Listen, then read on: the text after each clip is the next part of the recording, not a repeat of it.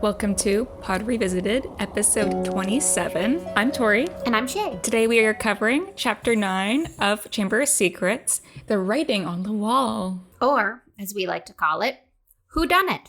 I'd just like to point out there might be some background noise in my recording because I adopted a cat. Tell us about your cat's name, Tori. So, as you may know, when Shay adopted her dog earlier this year, she named it Nimbus.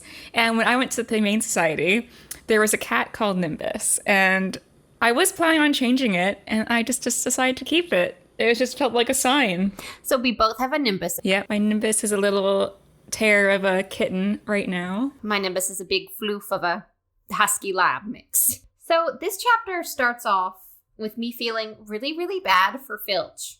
Like, as a pet owner who absolutely adores her pet, the idea that someone would harm my pet in any way, and especially at the beginning of this chapter, he thinks Miss Norris is dead, I would be mad. And I feel like any petty, mean, or like weird thing Filch does in this chapter is entirely justified, and I would do that too or worse. Yeah. So like, I just feel bad for him. Like, it doesn't matter how much of a dick he is sometimes.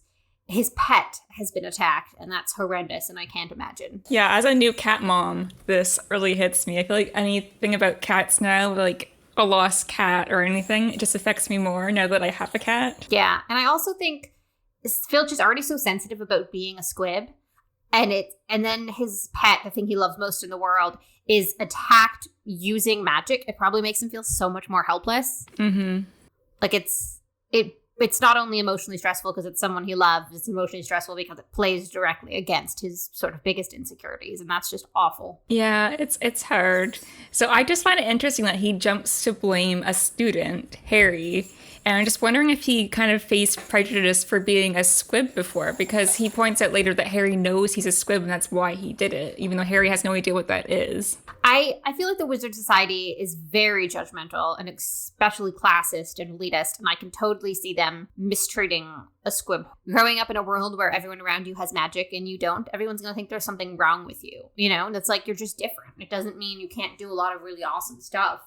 But because Magic Society is so reliant on magic for everything, I can only imagine how much prejudice he faced growing up as a kid. And even now as an adult surrounded by all these little magic brats, it's brutal. Yeah. Still wondering why he works at a magic school. It seems like the worst place to work. Yeah, I agree. So, Miss Filch is potentially dead. Miss Filch. Shit. Miss Norris is petrified, but as of now, we think dead. And Lockhart suggests his office. And so Dumbledore, Lockhart, McGonagall, Snape, and then the Golden Trio all go to Lockhart's office. So I guess my initial question is sort of, what is the particular reason why Snape and McGonagall are the ones that go along? I feel like it's often Snape and McGonagall, kind of like Miss Sprout and little Flitwick are often sort of like neglected when it comes to like leadership or important roles, despite the fact that they're heads of house. Well, we know that McGonagall is the deputy head mistress, so it usually makes sense for her to be involved. I just feel like Snape's just always where Dumbledore is because Dumbledore. Yeah, I think like for me, it's McGonagall goes along because the three students are Gryffindors, and if they're in trouble or responsible for something, she needs to sort of be a part of the situation. And I think Snape goes along because it's obviously some sort of dark magic, and I feel like he's the go-to for that, and he just knows. He's like, it's dark, weird, mysterious magic. This is my shit. You know what I mean? Like, this is what I do. I also feel like they both go because they don't trust Lockhart. Oh, absolutely. But I don't think they think Lockhart's going to actually do anything. He's just going to stand there and be an idiot. Well, they just want to make sure. I feel like Snape especially just wants the opportunity to embarrass Lockhart. I don't think it takes much to embarrass Lockhart. Well, I just feel like Snape gets kind of joy in finding Lockhart in like a jumble. Yeah. Like Lockhart always says he how to do something, but once like the time comes for him to do it, he obviously can't, and Snape loves that. For me, at least, the initial intentions aren't really even petty from Snape. They're all very like business. Like Snape's like, yeah, I'm the cool dark magic guy. I need to come handle the cool potential dangerous dark magic thing. And McGonagall's like, I'm the Gryffindor lady. Gotta deal with these Gryffindor kids. And they're all like business, and Lockhart's like, I'm important too. Let me wiggle my way into being in some way involved, even though he's an idiot. I think that, I wonder, I guess, because McGonagall seems pretty upset. I mean, obviously she's stressed. There was a threat to the students. someone's been attacked, but do you think she has like a particular emotional attachment to, I was going to say Mrs. Filch again, Mrs. Norris? Like, do you think they have like a cat friendship? I don't know. I feel like she doesn't quite like Mrs. Norris, just based on past interactions of her as a human. But I don't know, maybe it's different when she's a cat. Yeah, I just wonder, like, or even if, because she's been a cat before, she feels a little bit more emotionally attached, even if she doesn't personally like Ms. Norris. She's like, oh no, a cat. I know what it's like to be a cat. How dare someone attack a cat? It's a personal affront to her as a cat anime guy. But while McGonagall seems super concerned, by the time they start like actually looking at Miss Norris to see what's up, Snape seems to be trying not to smile. And I feel like there's a number of sort of reasons that I have theories behind his sort of smile. So for me, my first one is that he looked at the cat briefly, didn't need to poke it 12 times, and he already sort of knows she's not dead. So he thinks the rest is all dramatics. Like, he's like, why are we still staring at it? Why are we still poking at it? It's petrified. Like, he just knows, he can tell, he's figured it out. And he thinks it's excessive that everyone else is still investigating when he's already, in his own mind, resolved the situation. Because I think that's very like him, to be a bit like, I've already figured it out. These people are all idiots. Even Dumbledore. But then I also think he's laughing at how dumb Lockhart is, because Lockhart is sitting there listing things off, all of which rely on the cat being dead, which is a false premise. So he's like, this guy is an idiot. This cat is not dead. And he's already like, this is what killed the cat. This is what killed the cat. It was this. I could have saved this. And he's just like trying not to be openly hostile about the fact that Lockhart's an idiot. My other theory is maybe he just hates cats. And Filch, maybe he's just like, meh. Or maybe he's like a little snarky about it because he's a bit of an asshole and he knows Filch is really stressed out, but he knows the cat will be okay. So he's like, I can enjoy his suffering a little because his cat will actually be fine in the end. So like, he's a bit of a sadistic asshole, but... I thought he was just happy because Harry's in trouble again. Yeah, I mean, it's not a lot of trouble for Harry because I think it's already pretty obvious Harry didn't do it. I think there's like so much going on. I think that Harry isn't even like the primary concern for Snape, which he often is. But I think in this circumstance, Lockhart is the bigger annoyance. Like the actual concern about the fact that like that threat was written on the wall and knowing the deeper context of it sort of overpowers his like Harry stuff, Well, I just think Lockhart is so delusional because while Dumbledore is investigating and Dumbledore is supposedly like the greatest wizard ever at this point in the series, he's like, oh, it's this. And like, despite the fact that we know that he knows nothing. And like, what would it have happened if they're like, oh, can you do this? Can you do that? Like, I just feel like his delusion is so big that like he says all these things, but when it comes down to it, like, what's he gonna do? He's just gonna put himself into a bigger hole. Yeah, and he's so stupid in that he's like not even good about pretending to know things because he's just listing shit off, which means he's obviously going to make mistakes. If he just stood there like Dumbledore style, sort of quietly staring, going, he'd be better off because no one could prove him wrong because he hadn't said anything.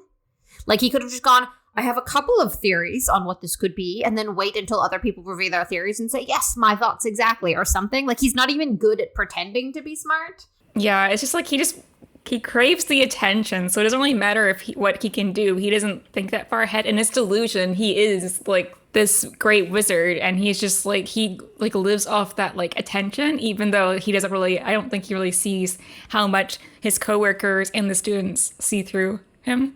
Yeah. I also think maybe he's jealous that they're all staring at this cat corpse or cat body instead of him. He's like, it's not even moving. It doesn't have a dazzling smile. Why aren't you looking at me? Well, yeah, it's also the fact that like they're all investigating it, very concerned, and he wants to be a part of that, but he doesn't know what the hell he's doing. So he's just listing things off to hopefully land on one that might be it. But of course, he just looks like an idiot. Always. He always looks like an idiot. And I talked about this a bit before, but Filch thinks Harry obviously did this.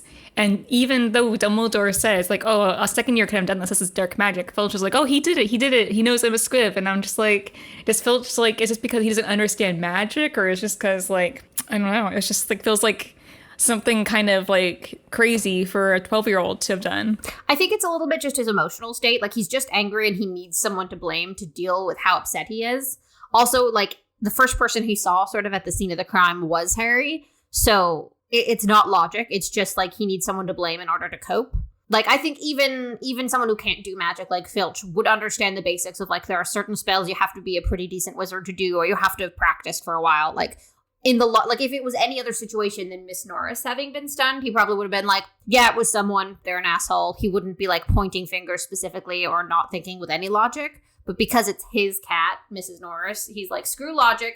I want blood. Who did this? Off with their heads. I mean, classic me if someone had done something to my pet. I'd be like, that's it. I'm coming for blood. Classic Filch. Well, Snape tries to get Harry expelled just because he's just, like, in the wrong place at the wrong time. Like, Snape obviously knows Harry couldn't have done this. He was just there. But he's like, you know what? This is pretty fishy. Harry shouldn't be allowed to play Quidditch. Well, he says, I doubt Potter had anything to do with it, but it is suspicious. Because Harry did lie. Yeah. And Snape, like, smells the bullshit. He's like, that's a lie. I just feel this book, Snape's just out for Harry to be in trouble, and it's just whatever. He knows Harry can't be expelled. That's not a part of the plan.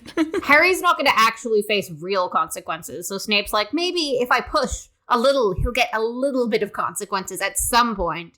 I mean, in this situation, Harry didn't do anything wrong, except for lie. Well, speaking of Harry lying, like, why didn't he say he heard something? Like, they were in a magic school where lots of magic stuff's going on. I mean, because he knows that's weird. Like, even afterwards they say it's a good thing you didn't tell anyone it's weird to hear voices, even in the magic world. Like, he probably can tell that that's a weird thing to say. And also, like, anything that might imply he's unstable isn't something he'd want Snape to know. So, like, maybe if it was just McGonagall and Dumbledore and not Lockhart and Snape there, he would have been like, I heard something. I was following the sounds. Ron and Hermione couldn't hear it, but they came with me.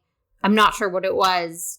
Just, like, he would give more information, but he's not willing to, like, try and explain something that makes him vulnerable in front of people he already feels vulnerable in front of. Yeah, it just would have saved so much time where we're like, oh, I heard something. And then Dumbledore would be like, oh, that makes sense based on all these things I know about you but won't tell you. Yeah, exactly. I just feel like most people hear things all the time. Like, I always think I'm hearing something that's probably I'm not hearing. But they can be like, oh, I thought I heard something, so I went upstairs to investigate. And then we found this. Yeah. So it had to be something, like, weird. Yeah, you don't have to necessarily be insane. I'm sure, like, there's tons of commotions going on. It was Halloween. Yeah. And just be like, oh, I thought I heard something. And that just happened to be there. And, like, it's Halloween. That makes sense. I like that the punishment Snape suggests is no more Quidditch for Harry. And McGonagall is so quick to be like, no, fuck you. Yep. McGonagall wants that Quidditch cup. She's already cleared off a space. Yeah, I wonder if Snape, knowing that no matter what he said, they weren't going to punish Harry, chose that specifically to, like,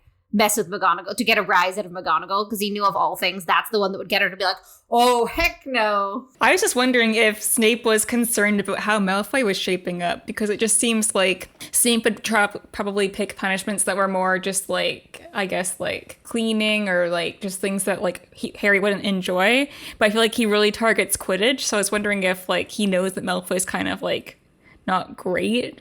And so he's like, oh, we need to get rid of the best player on the Gryffindor team. I mean, I think Snape probably didn't think that far ahead and isn't that concerned with Draco Malfoy at this point. Like, I think it's more just like, this will annoy McGonagall.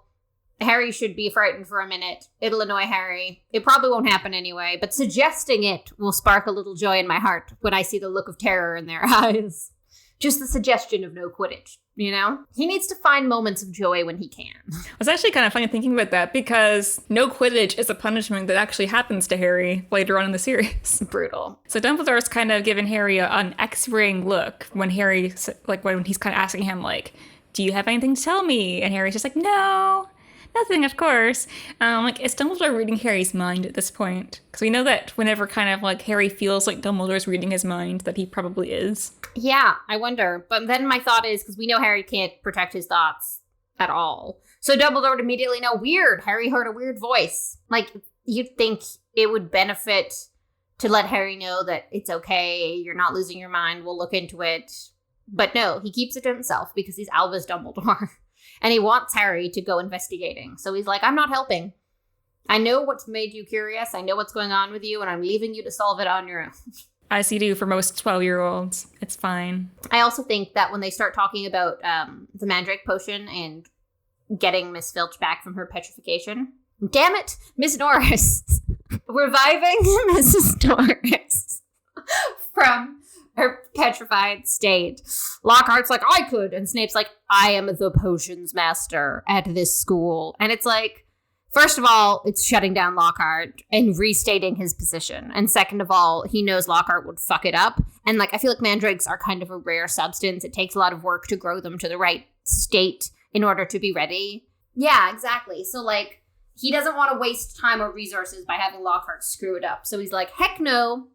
But then the way he said, I am the potions master, makes me think like, the potions master job might be more than just teaching potions, because we know like the job is teaching potions, but maybe as the potions master, there are other jobs you have at the school. So like if a potion needs to be brewed that's in any way difficult and any teacher can't do it, like you're like the default potion maker. So like, yeah, I'm assuming that's kind of what Snape's job description is. If someone gets poisoned, you have to brew the antidote because you're the potions master. And all related sort of potion essentials fall to him to do. Which I didn't even consider before, but I guess makes sense. Yeah, I find it interesting because Snape obviously wants the DADA job, which Lockhart has, and he definitely doesn't want someone like Lockhart like coming into his turf, because it's like one thing that Lockhart's an idiot and has the job he wants, but it's another thing when he's trying to come for his other job that he currently has, and he's like, no, stay away. Yeah. I was also wondering what would have happened if they had actually let Lockhart make the potion. Like, what if the kids have, like, I don't know, died? I do not think that anyone in the school, even Albus Dumbledore, would have let Gilderoy Lockhart brew a risky potion and give it to anyone, even Mrs. Norris. There's no way. Even Mrs. Norris. Like, even the cat that they don't particularly like, none of them are that stupid. You know what I mean? So after this is all said and done, Ron's just like, you know what? Hearing voices. Red flag. Yeah, a little weird, Harry. Maybe look into it. Well, I find it interesting because Harry becomes worried that Ron wouldn't believe him. And it just kind of shows how Harry values Ron's support. And especially in this book, like, Harry becomes an outcast, but he feels okay because he has Ron and Hermione. But in the fourth book, where they have a falling out and he doesn't have Ron's support, he finds it very hard. And it just kind of shows that, like, Ron's support means a lot to Harry. And I'm sure vice versa. Yeah, absolutely. They need each other. And then, so we talked about this a bit last episode, but according to Ron, squibs have no magic powers. So we were talking about how Quickspell is a scam, and now it very much seems like a scam if they have no powers. So how are they able to learn magic? Yeah, it's definitely a scam. They're out for money. They're in it for the galleons and not the education. Yeah. I think that, like, it's interesting how Harry's so concerned that Snape's trying to, frame him for things. Like, right after they investigate Mrs. Norris, Harry's like, let's leave before Snape tries to frame me for something else. And it's like, Snape very specifically did not frame him. He very specifically said, it's pretty likely Harry Potter didn't do this, but he totally just lied, by the way. And, like, those are all true facts. I think he's more saying that Snape doesn't really need a reason to get them in trouble. So they wanted to leave before Snape would come along and be like, oh, and just like invent something for them to be in trouble for. Which I don't think he needs to do, because they do a lot of things they really should get in trouble for. You don't need to invent much. Yeah. Well, this is in Harry's perspective, Snape is always out to get him. I mean, he kind of is, but I think for a 12-year-old, whenever you get in trouble, you always feel like a teacher's out to get you. And he feels like Snape is that teacher. Yeah. I mean, Snape is out to get him, but in this circumstance, he hasn't really done anything. Well, later on, we'll probably jump into some other things later, but we get the founder's backstory in this chapter, which is really interesting. Yeah, I forget that you don't really get that much about them in the first book. And this is sort of like, I mean, you know a wee bit for great wizards, blah, blah, blah. But like, this is the first time you get like the drama, And it's juicy. And it's such an interesting like generation or like era of the world, sort of. Like, I would love to know more about the founders than we even know now, kind of. Because, like, they totally always portray Slytherin as a bad guy, which is correct, because he didn't want Muggleborns to be there, which is a douche move. However, his reasoning for not wanting Muggleborns to be there is that he was afraid, because of the persecution of witches and wizards was going on by Muggles, and he was afraid that, like, because they live in the Muggle world, they'll tell Muggles and they'll endanger the whole school. So, like, while his choices were terrible and biased and not cool, I feel like more could have been put in place to sort of erase those fears while still allowing Muggleborns to go there, like some sort of statute of secrecy or, like, spell.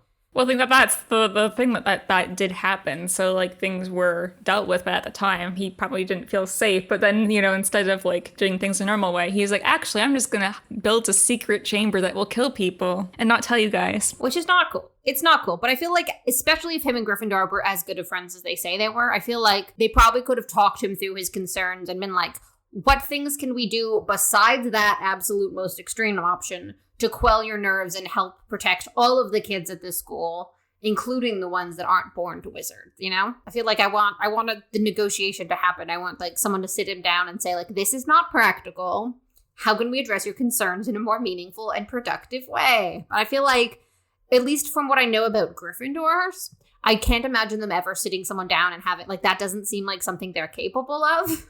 No, that's definitely more of a Hufflepuff, I think. Yeah, and I guarantee that if Gryffindor and Slytherin were best friends and Slytherin was acting out, they'd be like, Gryffindor, go deal with your best friend, which I think maybe is part of how it happened. Instead of sending someone who could talk to Slytherin, like, rationally or, like, in a very empathetic manner, they sent Gryffindor because he was the best friend, and I feel like there's no way that didn't lead to an argument. So I kind of feel like they could have handled that whole situation by sending anyone but Gryffindor to talk to Slytherin about it. I think it would have been a more productive and smarter choice. Still, though, Slytherin's an asshole and he shouldn't have done that. Not cool. I know that. But very interesting that the trio, when they come across the corridor where Mrs Norris was found and they find it empty, their first thing is like, oh, we can go look around for clues. A clue! Yeah. They're just so nosy. They're just like, oh, cool, let's look around. And Harry's, like, getting on his hands and knees and, like, crawling on the floor looking for clues, just like these kids. They're the Scooby Gang. They're just, they completely... And we get Ron's kind of backstory on his phobia of spiders, which is honestly so relatable. Like, reading this now, I'm just like, I'd be traumatized with spiders too. Like, Fred and George. I hate spiders, and no one ever, like, turned my teddy bear into one. I just hate them. Yeah, and I just feel like it's kind of played for laughs in the book, but, like, it's like a real phobia, like... Mm-hmm. Arachnophobia is real. When you think about all the things Ron does with spiders throughout this novel, like, it's really impressive. Yeah, peak Gryffindor. He really does fight his fears. He did, like, real-life immersion therapy. Yeah, wow. So they find... Hermione shows them Myrtle's bathroom, which was where the water was coming from, and it's described as, like, this really dingy, like, not... like cracked mirrors and just like terrible washroom. And I'm like, why is it so neglected? Like, this is like a girl's washroom. Like, it shouldn't, and it's like not really even usable. And they just like don't do anything about it. I'm like, does Myrtle like not let the people in to like fix it? Because I feel like a professor could just like repair broken things and fix things. I feel like, first of all, no one wants to be around Myrtle because she's so miserable. So like nobody wants to go and fix it, even if it only takes a minute. And then also I feel like even when I'm kind of upset, like my space reflects how I'm feeling. So I feel like Myrtle wants the bathroom to be in disrepair because it sort of, it's a physical manifestation of like her emotional state. So I feel like if anyone fixed it, she would just rough it up again. So that it's probably pointless. Something that I kind of like hit me as a red flag reading this is that Myrtle, when she's speaking about how upset she was after the Halloween like death day party, that she came back up there to kill herself, but then she realized that she was already dead, is what Ron like adds at the end. But like, she speaks about killing herself, and this is a book for children, and just like, I don't think that never like kind of like went through my mind as a kid. But reading it now, I'm like, holy, this is kind of like dark. And it's not even like put as like a serious issue. It's played as a joke, because then it's like, but then I couldn't because I'm already dead. And it's like played for laughs. Wait, Ron plays it as a joke and stuff, and she gets upset, but I'm just like, looking back at like now as an adult, like to how Myrtle died and just like all this trauma she has building in her, like this is like kind of really heavy. But yeah, it's obviously played as like a joke in the series and in the movies as well. But as they come out of the washroom, Percy catches them and is super upset to find them. He's like, what are you guys doing in the girls' washroom? And Ron's just like, whatever. And then this is sort of the part of the chapter where we begin to sort of see how the writing on the wall is impacting sort of the rest of the school, the student body, and everyone at Hogwarts. I just like, what does Percy think Ron's doing in there? They're just, because Ron's just like, oh yeah, we're looking for clues. And Percy's like, oh, you can't be doing this. Like, get out of the girls' washroom. I'm just wondering, does Percy actually think that Ron's involved? I think Percy's only concern is Ron getting in trouble and Ron being in trouble, making him, Percy, look bad. But he speaks that Ginny is really concerned about Ron. So I was wondering if Ginny is concerned about Ron because she thinks that he's involved, or is she more concerned about her being involved? Because, this was her, but we don't know if she kind of realized what happened yet. Yeah, I feel like I don't think she would suspect Ron. I feel like Ron is like the least suspicious guy ever. I don't know. I think she probably, even if she doesn't know what she did, feels some sense of guilt or has some missing time or something and is suspicious of herself. Ron's like, don't worry, stuff like this doesn't happen at Hogwarts. And I'm just like, does he not remember his last year? Ron's never had a normal year at Hogwarts. How does he? And he's probably the worst person to be telling Ginny stuff like this. Yeah. So I'm just wondering if is this when Ginny is starting to get concerned with the diary, or does she still not really suspect it? Yeah, I guess that's interesting. I feel like she probably suspects herself now and is maybe trying to figure out what's happening to her. I don't know if she has narrowed it down to what's causing it or whether or not it truly is her that's doing it. So I feel like this is a bit before she starts to become aware of what the diary is up to. So Harry goes to check in on, I guess Hermione's looking in the library for the Hogwarts history, and Ron's measuring his history of magic essay, which is so funny to me because it just reminds me of back when we had we just started typing because we're old. We had to type our essays and stuff, and they had to be a certain word count. So you just be trying to hit that word count and be doing all these tricks to going through and adding extra periods and then highlighting them and making them the white font so it looks like there was more characters and all those tricks. Oh yeah. And we kind of get the beginning of Harry being kind of outcasted because he sees Justin and Justin completely avoids him. So everyone's already kind of assuming that Harry's kind of involved. Which is, again, so weird to me. I understand he was there and stuff, but it's also Harry Potter.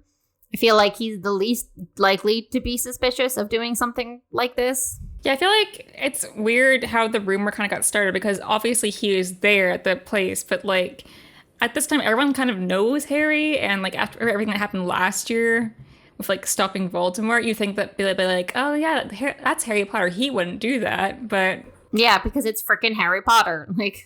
His whole thing is the Dark Lord is a dick and he's a nice guy. That's his whole shtick. I mean, we don't know it's Voldemort related yet, but after everyone finds out that he's a Parselmouth, I kind of get why people are like, oh, that's really suspicious. But this is before all of that. All they know is that he's the one that found Mrs Norris. And it just feels like a really big jump for the school. But as you know, rumors and school doesn't really take much for people just to kind of suspect something. So my theory, or my question, my ponderance perhaps, is Hermione went to take out Hogwarts history from the library and couldn't because all the copies had already been taken out. So I wonder whether or not those copies were taken out by other smart students who are on the case and like to do research and are curious about the writing on the wall, or if the teachers took out those books to prevent students from investigating the case and to keep students from looking further into the founders and looking into the story of the Chamber of Secrets. Because it could kind of go either way. I could see McGonagall asking Madame Pince to remove some of the copies just to kind of keep all the craziness at bay. I don't think Dumbledore would really care. Dumbledore doesn't care about much. I'm just wondering why Hermione has this copy, but she said she couldn't bring it because she didn't have space in her trunk. But couldn't she just ask her parents to send it to her? Harry has an owl that she could borrow. I don't know, maybe Hogwarts History is a really heavy book. The owl couldn't fly with it. Or maybe she wouldn't presume Harry's owl's available to pick her up the package. I don't know. Use a school owl. I don't know. She totally, maybe she sent her parents a letter, but her parents haven't received a letter, let alone returned the book. So she's just trying to see what she can do in the meantime. So we go to our history of magic class. Yeah, with a ghost teacher. Yeah, with Professor Binns. I love how they somehow took the coolest thing ever, a ghost teacher, and made him the most boring teacher ever. It reminds me of a very stereotypical history teacher, because generally history is a more boring subject in school. And I just feel like it's very stereotypical, history teacher, just kind of droning on about dates and names, and you're just supposed to be taking notes. Well, I just been wondering, like, why they let Binns continue to teach, because history is such an important subject, and especially in the wizarding world, with all like this prejudice going on, and just like the way he teaches it, he teaches just nothing for the students. He doesn't even know their names, and it's just like Dumbledore just doesn't give a shit. I mean, I feel like as a ghost, he's probably been around longer than most people, so he probably has some really interesting takes on history. And I feel like, in theory, he could be a great teacher because he was there for some of it. Because he's, has different perspective. I just don't think he teaches it that way. And maybe if someone stopped to pay attention and told him, like, hey, try teaching it like this, it could be better. But it's Hogwarts and they don't actually care about educating the students that much. But he has the ability to be a great teacher, I think, just because I don't know exactly when Binns died, but he was probably fairly old when he died. So he's been around a bit. Well, it says that he just fell asleep in the staff room and then he got to go teach class and, like, became a ghost. Yeah. Happens to the best of us. I love his line, though, when the students are all questioning him about the founders and about finding the chamber, and him being like, well, Dumbledore would have found it. And then being like, yeah, but dark magic. And I love the line from Professor Binns, just because a wizard doesn't use dark magic doesn't mean he can't. I love that. I love that line. And, like, I guess they didn't want to make a lot of ghosts in the movies because they're expensive to make. But I loved this coming from Professor Binns. Like, it's McGonagall that gives us the backstory in the films.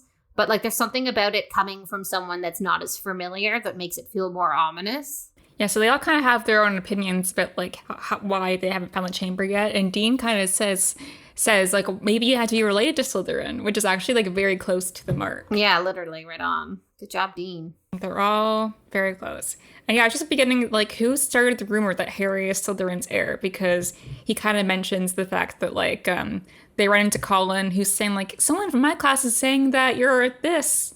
But he doesn't finish it, and Justin, like, won't talk to him.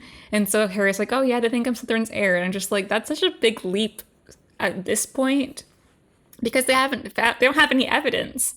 I mean, they don't have evidence it's Harry, but they do know the whole thing has something to do with Slytherin's heir, based on the writing on the wall being enemies of the heir, beware. And then we also have the story implying that, like, the Chamber of Secrets has to do specifically with Slytherin. So now we know, basically, heir of Slytherin. We're looking for an heir of Slytherin. So that's sort of the not really too huge of a leap. And the fact that it's Harry, I mean, he was there early, and kids like to jump on whoever they can for blame. I'm sure someone probably started it. I mean, we only ever really hear about Draco specifically disliking Harry at Hogwarts, because Draco's kind of prevalent to the overall plot. But Harry's a really popular Gryffindor dude who's, like, on the sports team. So I'm going to go out on a limb and say there's probably some other just, like, kids at Hogwarts that don't particularly like him, regardless of if he's a swell guy. So I feel like any kid could have been like, it's probably Harry Potter.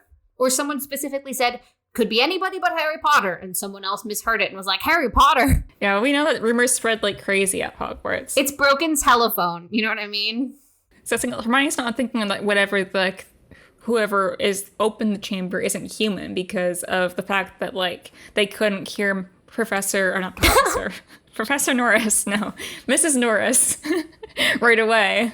And this kind of goes into the whole idea of who could it be, and Ron, of course, brings up Malfoy, which kind of makes sense, at least to them, because at their point, they're just thinking, oh, he's a Slytherin, he's evil, and his father was, and his family's been in Slytherin for a million years, and Harry's just like, yeah, and they're evil enough to be, like, related to Slytherin, because at this point, they just think Slytherin's evil.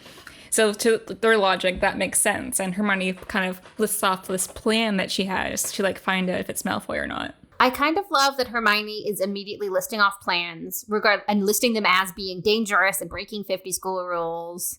It's just already the most Gryffindor plan ever when it opens with dangerous and breaking 50 school rules. I also wonder if Hermione is extra willing to break these rules because, like, the threat on the wall kind of impacts her specifically. Like, as an enemy of the heir, because she's a Muggle-born, she's sort of like, I'm at a risk. Us Muggleborns are at risk. Like, there's a pride thing for her, like, how dare someone persecute us? You know what I mean? Where she feels more inclined to risk more in order to stop it from happening. I don't know if it really affects her until Colin gets attacked, because I know that she does kind of like snap at Harry and Ron when they kind of like go against the plan, being like, well, I need to like do this because I don't want Muggleborns to be attacked and killed, but whatever. But at this point, I think they're just kind of curious, and Ron is saying it's Malfoy, and Hermione's like, well, here's an option for us to find out if it's Malfoy or not. But I don't think Hermione would ever go through with it if Harry and Ron like weren't 100% in. Yeah. I also love that her plan involves getting a teacher to write them a note with permissions to get into the restricted section of the library. And then they say to write a restricted book permission slip, the teacher would have to be really thick. And then I wonder, like, who comes to mind first? Like, my first thought was Hagrid, because you could convince him to do anything, but he's not really a teacher yet. So then it's Lockhart. Like, Lockhart's pretty thick.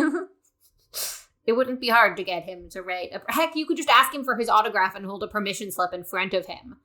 You know what I mean? Like, he doesn't even have to know he's writing a permission slip, and he wouldn't. The next chapter, Ron even tells Hermione that when she wants to keep it, he's like, oh, don't worry, we'll get you another one. So you want to discuss what the potential suspects could be for this mystery. Yeah, I mean, look, as someone who's revisiting Harry Potter, I know who's doing it, I know who's behind it. But it's a whodunit, and it's fun to look at the suspects and think of the motives. My brain loves that as a classic lover of mysteries. And I think at its core, it really is a mystery novel. It's a classic whodunit, and who's going to be the next victim. So I'm going to try and sort of look at these suspects as if I don't know the spoilers and I don't know what happens next. So, I mean, you kind of have to discuss Harry as a suspect because so many people talk about him. But I feel like he's just not a good one. I feel like he has an alibi at all the times weird things happen, whether that alibi is Lockhart or that alibi is Ron and Hermione who are with him at the time of the crime.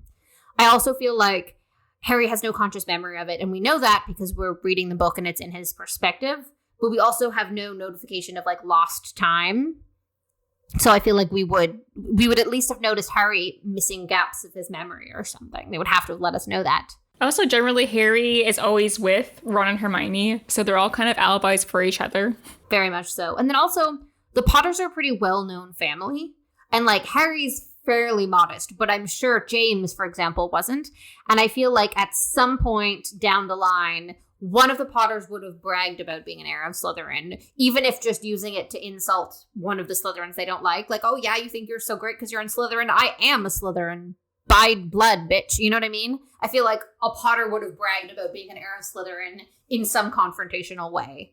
So I just don't think it makes sense. And then we sort of have Draco, and I feel like Draco has the same reasoning I have for the Potters, for the Malfoys not being related to Slytherin, which is that the Malfoys would have bragged about it. They would have boasted about it. Lucius would have used it to get higher social standing because Slytherin was one of the greatest wizards of the time. And, like, they would demand Draco be treated like a prince in Slytherin house if he were an heir of Slytherin. So there's just no way. Like, they could... Lucius Malfoy has a big old snake head on his wand. You know what I'm saying? They're not known for their subtlety. Yeah.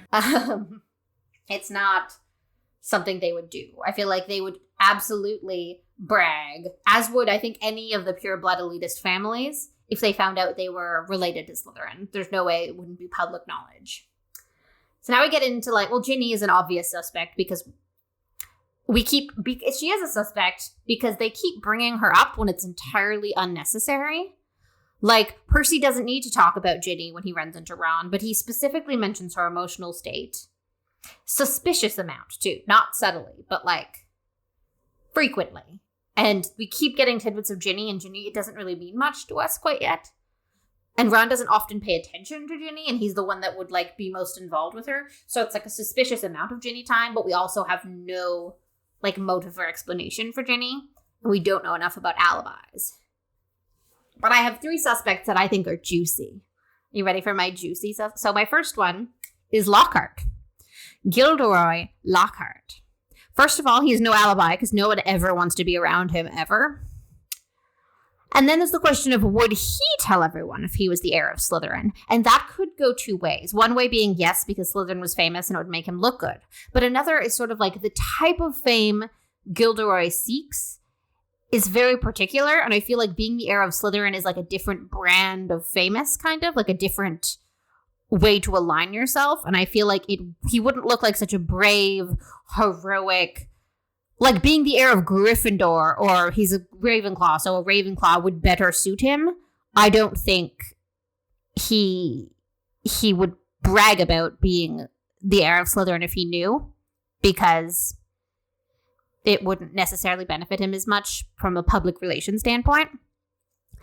And then the other thing would be motive. And I feel like Gilderoy Lockhart has a good motive in the fact that he likes to do or pretend to have done brave things to look like a hero, so he can write books about it. And he's surrounded by a bunch of the brightest wizards, Severus Snape, Minerva McGonagall. These are amazing wizards. If something terrible happened at Hogwarts and Gilderoy Lockhart, was the one who resolved it and saved the day, he would look so good, and he would look so good in comparison to wizards who have achieved so much. It would completely elevate his standing of greatness, sort of. So I could totally see him intentionally unleashing something just to be the one to save the day at the end. Yeah, it's almost like the hero syndrome, where you cause the problem to then solve it to make yourself look good. Yeah, I can see that. My next suspect is Percy Weasley. I know, zesty. First of all, Percy is acting suspicious. He's always suspicious. But the thing is, Percy comes from a pureblood family. It's safe to assume that there's a good chance the heir of Slytherin would be pureblood. I mean, not guaranteed, but he does come from a pureblood family. More so on that, he comes from one of the few pureblood families who would not brag or want people to know if they were related to Slytherin, because they're very accepting of Muggleborns. They're the Weasleys. They love everyone. Everyone is equal. And so there's no way the Weasleys would be posting up over town that they were related to Slytherin if they were. And we don't really have alibis for Percy, because he's always allowed to be wandering the halls alone at night whenever he wants because of his position of authority. But why would Percy Weasley do that?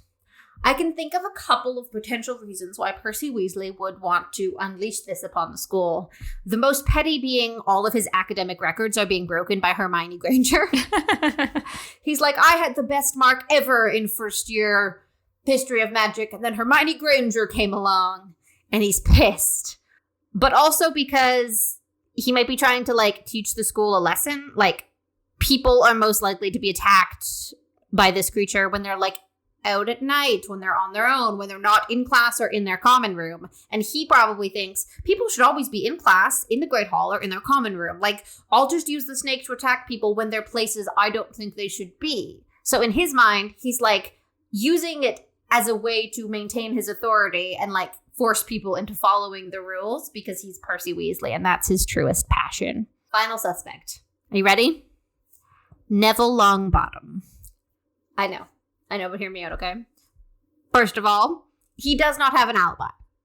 He wasn't with Harry, Hermione, and Ron. We don't know anything else, but he doesn't have a best friend who he's always with, so there's no obvious alibi for us to talk to. Then there's the fact that he does in fact come from a pureblood family, and at that, much like the Weasleys, one of the few pureblood families that are not likely to have bragged about being related to Slytherin. And also, Neville's had a really rough time. I think it's fair that Neville, especially the Neville we know of up to this point, who we don't have a lot of the backstory, we don't know how wonderful he is, we don't really know what he's been through. You could see Neville being a little bit pissed off at the school for the luck he's had and the way he's been treated. You know what I mean? Who was his best friend in his year? No way of knowing. He doesn't really have a best friend. Does he feel lonely? Does he feel sad? Does he feel resentful? He very easily could. And boy, would that be a twist. Evil Neville.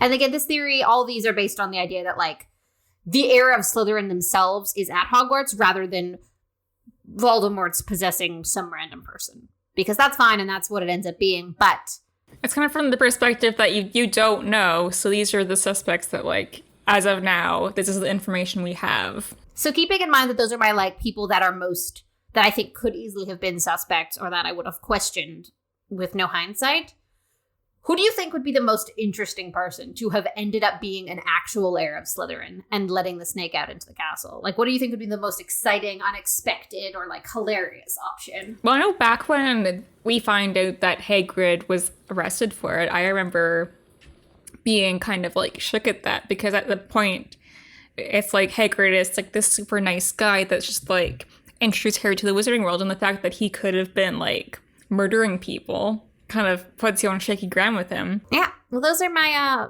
my suspicious suspects.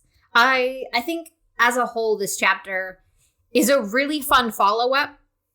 to the previous chapter, because the previous chapter didn't have a lot of like important sort of high-paced stuff happening. It was kind of a leisurely stroll through a slow party. And this is a lot in one chapter. Like, there's so much to unpack. Yeah, this is kind of like the big tipping point in the book where kind of like the mystery has been revealed and now things are going to get like progressively worse. Yeah, this is the plot. They're like, the plot of the story, bad thing in basement. Who's letting it out? Who's it going to eat? Basically. All right. Thank you for listening to today's episode of the podcast. Yeah, we'll be back next time to discuss Chapter 10, The Rogue Bludger. Let us know your thoughts. Reach out to us on social media at Potter Revisited or email us at potterrevisitedpodcast@gmail.com. We'll see you next time. Bye!